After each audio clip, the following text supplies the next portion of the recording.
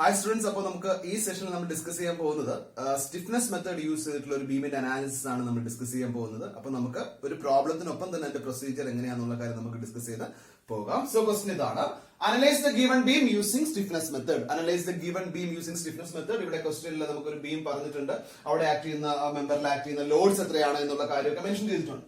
അപ്പൊ ഇതിന്റെ first step എന്ന് പറയുന്നത് find the degree of kinematic indeterminacy. Stiffness മെത്തേഡിലെ ഫസ്റ്റ് സ്റ്റെപ്പ് എന്ന് പറയുന്നത് എന്താണ്? കൈനമാറ്റിക് ഇൻഡിറ്റർമിനൻസി കാൽക്കുലേറ്റ് ചെയ്യുക എന്നുള്ളതാണ്. എന്താണ് കൈനമാറ്റിക് ഇൻഡിറ്റർമിനൻസി? എന്താണ് അവിടുത്തെ? Which is equal to the degree of freedom. Which is equal to the degree of freedom. അപ്പൊ ഈ ഫിഗർ എടുത്ത് ഞാൻ വരച്ചു കഴിഞ്ഞാൽ, ഈ ഫിഗർ കൺസിഡർ ചെയ്യുമ്പോൾ ഇവിടെ ഇത് ഫിക്സഡ് എൻഡ് ആണ് അല്ലെ, ഇതും ഫിക്സഡ് എൻഡ് ആണ്. അപ്പൊ അവിടെ ഡിഗ്രി ഓഫ് ഫ്രീഡം എന്താ? 0 ആണ്. പക്ഷെ ഇവിടെ ആണെങ്കിലോ ഇത് റോളർ സപ്പോർട്ട് ആണ്. ഇവിടെ ഡിഗ്രി ഓഫ് ഫ്രീഡം എത്രയായിരിക്കും? 1 ആയിരിക്കും ഡിഗ്രി ഓഫ് ഫ്രീഡം ഇല്ലേ? ഇവിടെ ഡിഗ്രി ഓഫ് ഫ്രീഡം എത്രയായിരിക്കും? 1 ആയിരിക്കും. ഇനി ഈ എൻഡിൽ ചിലപ്പോൾ ഒരു ഹിഞ്ച് സപ്പോർട്ട് അല്ലെങ്കിൽ റോളർ സപ്പോർട്ട് വന്നു കഴിഞ്ഞാലോ ഇവിടെയും ഡിഗ്രി ഓഫ് ഫ്രീഡം ഉണ്ടാവും. ഇവിടെ അതുകൊണ്ട് ജസ്റ്റ് നോക്കിയിട്ട് പോവുക. അപ്പൊ ഇങ്ങനെയാണ് ഫിഗർ എന്ന് വിചാരിച്ചോളൂ. ഇത് റോളർ സപ്പോർട്ട് ആണ്. ഇവിടെ ഒരു ഹിഞ്ച് സപ്പോർട്ട് ഉണ്ടെങ്കിൽ ഇവിടെ ഡിഗ്രി ഓഫ് ഫ്രീഡം എന്ന് പറയുന്നത് എത്രയായിരിക്കും? ഇവിടെ 1, ഇത് 2. അപ്പൊ 2 ഡിഗ്രി ഓഫ് ഫ്രീഡം ഉണ്ടാവും. അപ്പൊ അവിടെ നമ്മൾ സിസ്റ്റം കോർഡിനേറ്റ് അസൈൻ ചെയ്യുമ്പോൾ എത്രയാവും? സിസ്റ്റം കോർഡിനേറ്റ്സ് 2 സിസ്റ്റം കോർഡിനേറ്റ്സ് അവിടെ ഉണ്ടാവും. അത് ഓർമ്മിച്ചു കൊള്ളുക. ഒരു ക്വസ്റ്റ്യൻ വേറെ മാറി വരികയാണെങ്കിൽ ഇങ്ങനെ വരാൻ ചാൻസ് ഉണ്ട്. അപ്പൊ അങ്ങനെ വന്നു കഴിഞ്ഞാൽ ഓർമ്മിച്ചു കൊള്ളുക. സപ്പോർട്ട് ഏതെന്ന് നോക്കുക. ഹിഞ്ചിലോ റോളർ ആണെന്നുണ്ടെങ്കിൽ അവിടെ എന്തുണ്ടാവും? ഡിഗ്രി ഓഫ് ഫ്രീഡം ഉണ്ട്. ഫിക്സ്ഡ് ആണെങ്കിലും അവിടെ ഡിഗ്രി ഓഫ് ഫ്രീഡം എന്തില്ല? ഇല്ല. സോ അവിടെ ഈ ഡിഗ്രി ഓഫ് കൈനമാറ്റിക് ഇൻഡിറ്റർമിനൻസി കിട്ടിയില്ലേ? എത്രയാണ്? 1 ആണ് അവിടെയുള്ള ഡിഗ്രി ഓഫ് കൈനമാറ്റിക് ഇൻഡിറ്റർമിനൻസി എന്ന് പറയുന്നത്. എത്രയാണ്?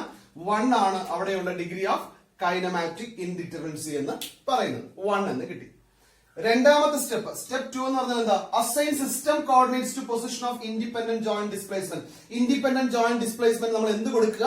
സിസ്റ്റം കോർഡിനേറ്റ്സ് നമ്മൾ അസൈൻ ചെയ്ത് കൊടുക്കും. ഇൻഡിപെൻഡന്റ് ജോയിന്റ് ഡിസ്പ്ലേസ്മെന്റിനാണ് നമ്മൾ എന്ത് അസൈൻ ചെയ്ത് കൊടുക്കുന്നത്?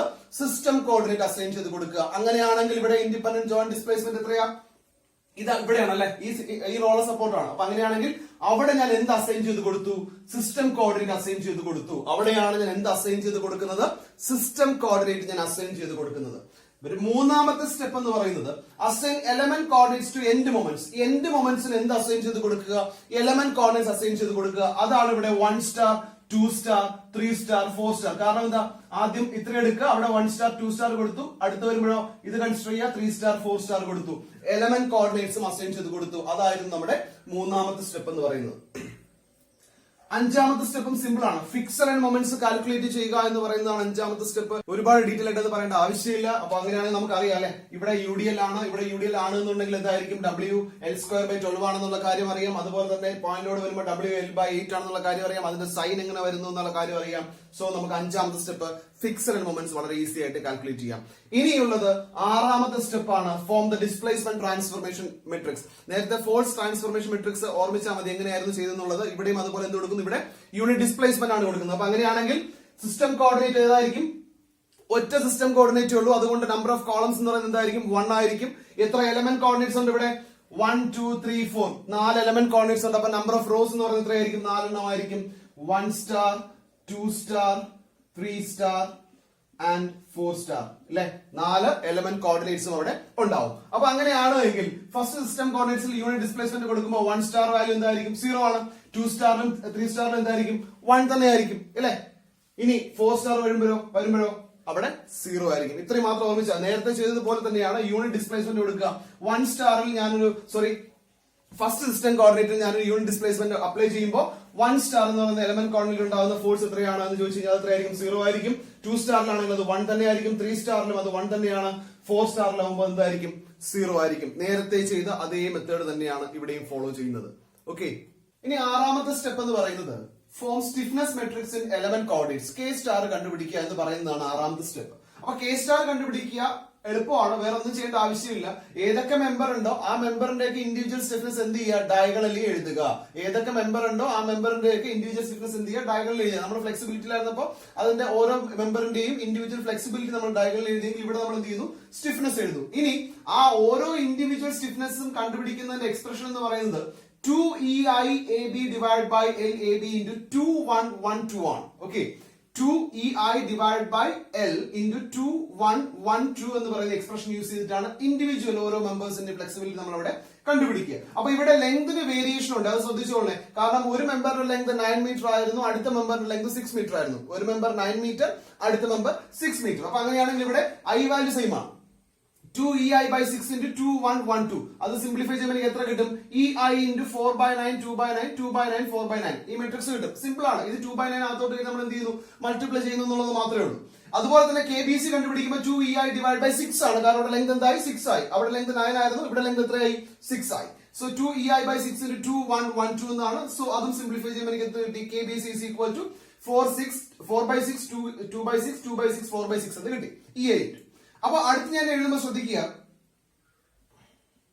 കെ സ്റ്റാർ എഴുതുമ്പോ ആദ്യം KAB എഴുതി, KAB എന്ന മെട്രിക്സ് എഴുതി. ei കോമൺ ആയിട്ട് എനിക്ക് എന്ത് ചെയ്യാം? പുറത്തെടുക്കാം. ഞാൻ ei കോമൺ ആയിട്ട് പുറത്ത് എഴുതി. പിന്നെയോ 4/9 2/9 2/9 4/9. ഓക്കെ, ബാക്കി റിമൈനിങ് റോസ് എലമെന്റ്സ് എന്തായി? 0 ആയി. ദെൻ വീണ്ടും അടുത്ത് എന്ത് പ്ലേസ് ചെയ്യാണ്? KBC പ്ലേസ് ചെയ്യുമ്പോൾ 4/6 2/6 2/6 4/6 പ്ലേസ് ചെയ്തു. അതാണ് എന്റെ കെ സ്റ്റാർ എന്ന് പറയുന്നത്. സ്റ്റിഫ്നെസ് മെട്രിക്സിൻ എലമെന്റ് കോർഡിനേറ്റ്സ് നേരത്തെ ചെയ്തതുപോലെ തന്നെയാണ്, ടേംസ് മാത്രമേ അവിടെ വേരിയേഷൻ ഉള്ളൂ.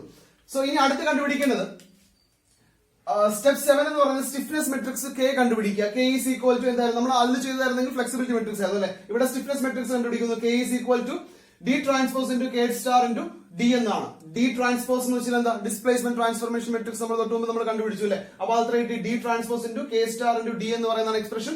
സോ അവിടെ D ട്രാൻസ്പോസ് is equal എനിക്കറിയാം, D യുടെ മെട്രിക്സ് D എത്ര എന്ന് കാര്യം എനിക്കറിയാം. അപ്പൊ അതിന് ട്രാൻസ്പോസ് എടുക്കുക, വലിയ കോംപ്ലിക്കേഷൻ ഒന്നുമില്ല. D ട്രാൻസ്പോസ് എടുത്തു, K സ്റ്റാർ മാർക്ക് ചെയ്തു. അതുപോലെ തന്നെ D മെട്രിക്സ് മൾട്ടിപ്ലിക്കേഷൻ അറിയാമായിരിക്കും. അത് വെച്ച് നമ്മൾ സിംപ്ലിഫൈ ചെയ്യുമ്പോൾ എനിക്ക് ആൻസർ 10ei/9 എന്ന് കിട്ടും. അല്ലെങ്കിൽ അത് സിംപ്ലിഫൈ ചെയ്യുമ്പോൾ 1.11 ei എന്ന് എനിക്ക് ആൻസർ കിട്ടും. എത്ര കിട്ടുക? 1.11 ei എന്ന് എനിക്ക് അവിടെ ആൻസർ കിട്ടുന്നു. ഇനി എട്ടാമത്തെ സ്റ്റെപ്പ് എന്ന് വെച്ചാൽ ഫോഴ്സ് മെട്രിക്സ് എഴുതുക. ഫോഴ്സ് മെട്രിക്സ് സിമ്പിൾ ആണ്. P സ്റ്റാർ, അവിടെ ഒറ്റ സിസ്റ്റം കോർഡിനേറ്റ് ഉള്ളൂ. അപ്പൊ അവിടുത്തെ ഫോഴ്സ് എത്രയായിരിക്കും? P സ്റ്റാർ എന്ന് പറഞ്ഞാൽ എന്താ? P സ്റ്റാർ തീറ്റ ബി ആണ്. ഇപ്പൊ ഈ കേസിലാണെന്നുണ്ടെങ്കിൽ ഇവിടെ എത്ര മാത്രം എടുത്താൽ മതി? ഇത് മാത്രമേ ഉള്ളൂ അല്ലെ. ഇത് മാത്രമുള്ളതുകൊണ്ട് ഇവിടെ എനിക്ക് എന്ത്? P θ B മാത്രം കൺസിഡർ ചെയ്താൽ മതി. ഇനി അതല്ല, ഇങ്ങനെ ആയിരുന്നു വന്നിട്ടുണ്ടായിരുന്നു എന്നുണ്ടെങ്കിൽ ഇവിടെ എന്ത് കൺസിഡർ ചെയ്യേണ്ടി വരും? ABC ആണെന്നുണ്ടെങ്കിൽ P' θ ബിയും അതുപോലെ തന്നെ P' θ സിയും എനിക്ക് എന്ത് ചെയ്യേണ്ടി വരും? ഫോഴ്സ് മെട്രിക്സിൽ എഴുതേണ്ടി വരുമായിരുന്നു. അപ്പൊ ഇവിടെ എനിക്ക് എന്ത് മാത്രമേ ഉള്ളൂ? P' θ ബി എടുത്താൽ മതി, which is equal to MFBA plus MFBC. ഇവിടെയുള്ള MFBA plus MFBC. MFBA value എത്രയായിരുന്നു? 135 ആയിരുന്നു. BC യുടെ വാല്യൂ എത്രയായിരുന്നു? -48 ആയിരുന്നു. സോ 135 - 48 is equal to 87 എന്ന് കിട്ടി. Force matrix P' is equal എത്ര കിട്ടി? 87 എന്നുള്ള കാര്യം കിട്ടി. P' is equal എത്രയായിരിക്കും? ഇവിടെ P' θ B ആണ്. കാരണം ഏതാണോ നമ്മുടെ സിസ്റ്റം കോർഡിനേറ്റ് അവിടെയുള്ള ഫോഴ്സ് ആണ് നമ്മൾ എടുക്കുന്നത്. So P' θ B is equal to MFBA plus MFBC. So 135 - 48 is equal to 87 എന്ന് കിട്ടും. സോ ഇനി നമ്മുടെ 9ാമത്തെ സ്റ്റെപ്പ് എന്ന് പറയുന്നത് ഡിസ്പ്ലേസ്മെന്റ് മെട്രിക്സ് കണ്ടുപിടിക്കുക എന്നുള്ളതാണ്. Displacement matrix delta is equal to എന്താ? Minus of K inverse into P' എന്ന് പറയുന്നതാണ് മെട്രിക്സ് P' എന്ന് പറയുന്നതാണ് എക്സ്പ്രഷൻ. സോ ഇവിടെ ഈ പറയുന്ന P' നമ്മൾ ഓൾറെഡി കണ്ടുപിടിച്ചു. ഫോഴ്സ് മെട്രിക്സ് നമ്മൾ കണ്ടുപിടിച്ചു, K നമ്മൾ കണ്ടുപിടിച്ചു, ഡിസ്പ്ലേസ്മെന്റ് മെട്രിക്സ് കണ്ടുപിടിച്ചു. അതിന്റെ ഇൻവേഴ്സ് എടുക്കുക. സിമ്പിൾ ആണ്. ജസ്റ്റ് അത് എന്ത് ചെയ്താൽ മതി? റിവേഴ്സിൽ എഴുതിയാൽ മതി. -1 / 1.11 into ei. P' ന്റെ വാല്യൂ 87 ആണ്. സബ്സ്റ്റിറ്റ്യൂട്ട് ചെയ്യുമ്പോൾ ആൻസർ കിട്ടി -78.37 ei എന്ന് എനിക്ക് അവിടെ ആൻസർ കിട്ടും. ദെൻ 10ാമത്തെ സ്റ്റെപ്പ് എന്ന് പറയുന്നത് ഫൈനൽ എൻഡ് മൊമെന്റ്സ് കാൽക്കുലേറ്റ് ചെയ്യുക. ഫൈനൽ എൻഡ് മൊമെന്റ്സ് നമ്മൾ ഇവിടെ കാൽക്കുലേറ്റ് ചെയ്യുന്നത് using slope deflection method use ചെയ്തിട്ടാണ് നമ്മൾ കാൽക്കുലേറ്റ് ചെയ്യുക. അപ്പൊ ഇവിടെ MAB മൊമെന്റ് കാൽക്കുലേറ്റ് ചെയ്യുമ്പോൾ ഇത് അറിയാമായിരിക്കും. സ്ലോപ്പ് ഡിഫ്ലക്ഷൻ ഇക്വേഷൻ ഒക്കെ അറിയാമായിരിക്കും. സോ എങ്കിലും MAB is equal to MFAB plus 2ei/L into 2θa plus θb എന്നുള്ളതാണ്. അവിടെ MFAB യുടെ വാല്യൂ എനിക്കറിയാം, ei/L അതിന്റെ വാല്യൂ എനിക്കറിയാം, ലെങ്ത്തിന്റെ വാല്യൂ എനിക്കറിയാം, ei ഒക്കെ കോൺസ്റ്റന്റ് ആണ്. 2 into θa. θa എന്ന് പറഞ്ഞാൽ ഇപ്പോ ഈ ഒരു ഫിഗർ ആണ് നമ്മൾ കൺസിഡർ ചെയ്യുന്നുണ്ടെങ്കിൽ ഇവിടെ ഇങ്ങനെയാണല്ലോ വന്നത്. θa യുടെ വാല്യൂ എന്താണ്? ഈസ് ഈക്വൽ ടു 0 ആണ്. അതുപോലെ തന്നെ θb യുടെ വാല്യൂ നമ്മളിവിടെ കണ്ടുപിടിച്ചു. ഇതാണ് നമുക്ക് കിട്ടിയ θb യുടെ വാല്യൂ എന്ന് പറയുന്നത്, അവിടുത്തെ ഡിഫ്ലക്ഷൻ എന്ന് പറയുന്നത്. ഓക്കെ, ഇനി ഈ എൻഡ് വരുമ്പോഴോ θc യുടെ വാല്യൂ എന്തായിരിക്കും? 0 ആയിരിക്കും. ഇത്രയും മാത്രം ഓർമ്മിച്ചുകൊള്ളുക. θa 0 ആണ്, θc 0 ആണ്, θb യുടെ വാല്യൂ എത്രയാണ്? -78.37 ഡിവൈഡ് ബൈ ei എന്നൊരു വാല്യൂ എനിക്ക് ഇവിടെ കിട്ടി. അപ്പൊ ഞാൻ ഇനി അടുത്ത് ചെയ്യുന്നത് θb എന്ന് പറയുമ്പോൾ അവിടെ വാല്യൂ കൊടുത്തു plus θb. So sine minus ആയിട്ട് -78.37 ഡിവൈഡ് ബൈ ei എന്ന് ചെയ്യുന്നു. θa 0 ആണ്. സബ്സ്റ്റിറ്റ്യൂട്ട് ചെയ്തു. ഈ എക്സ്പ്രഷൻ ഓർമ്മിക്കാൻ എളുപ്പം എന്ന് വെച്ചാൽ ഇപ്പൊ MAB എന്ന് വെച്ചാൽ MFAB പ്ലസ് 2ei/L into ഇവിടെ 2 തീറ്റ പ്ലസ് തീറ്റ ബി എന്നായിരിക്കും. ഇനി അടുത്ത് എം ബി എ എന്ന് എടുത്തു കഴിഞ്ഞാൽ എങ്ങനെ വരുമായിരിക്കും? തീറ്റ എ പ്ലസ് 2 തീറ്റ ബി എന്ന് വരും. ആ ഒരു വേരിയേഷനേ ഉള്ളൂ. അത് ഓർമ്മിക്കുക, അത് കാണാതെ പഠിക്കേണ്ട ആവശ്യമില്ല. സ്റ്റോപ്പ് ഡിഫ്ലക്ഷൻ മെത്തേഡ് അറിയാന്നുണ്ടെങ്കിൽ ഈസി ആയിട്ട് ചെയ്യാൻ പറ്റുന്നതേ ഉള്ളൂ. സോ -135 പ്ലസ്, അപ്പൊ ഇവിടെ എം എഫ് എ ബി എടുക്കുമ്പോൾ ഓർമ്മിച്ചുകൊള്ളുക, ഇവിടെ എം എഫ് എ ബി ആണ് എടുക്കുന്നത്, ഇവിടെ എടുക്കുന്നത് എം ബി എ എടുക്കുമ്പോൾ എം എഫ് ബി എ എന്നായിരിക്കും കൺസിഡർ ചെയ്യുക. ഓക്കെ, ശരി. അപ്പൊ എനിക്ക് ആൻസർ കിട്ടി -152.4 കിട്ടി. ഇനി അടുത്ത് എം ബി എ എടുക്കുമ്പോഴോ M F B A plus 2ei/L into theta A plus 2 theta B എന്നാണ്. കാരണം എന്താ? എം ബി എ ആണ് നമ്മളിവിടെ കാൽക്കുലേറ്റ് ചെയ്യുക. സോ ഇവിടെ അറിയാലോ തീറ്റ എയുടെ വാല്യൂ 0, ഇവിടെ 2 into -78.37/A സിംപ്ലിഫൈ ചെയ്യുമ്പോൾ 100.16 കിലോ ന്യൂട്ടൺ മീറ്റർ എന്ന് എനിക്ക് അവിടെ ആൻസർ കിട്ടും. ഇനി എം ബി സി ആണെങ്കിൽ എം ബി സി എങ്ങനെ കണ്ടുപിടിക്കാൻ പറ്റും? M F B C plus 2ei/L into 2 theta B plus theta C. M F B C ആണ്, അതിന്റെ വാല്യൂ അറിയാം. തീറ്റ ബിയുടെ വാല്യൂ സബ്സ്റ്റിറ്റ്യൂട്ട്, തീറ്റ സിയുടെ വാല്യൂ എത്രയാണ്? 0. ആൻസർ കിട്ടി -100.24 എന്ന് കിട്ടി. ഇവിടെ മൈനസ് സൈൻ ആണ്, അത് ഓർമ്മിച്ചുകൊള്ളുക.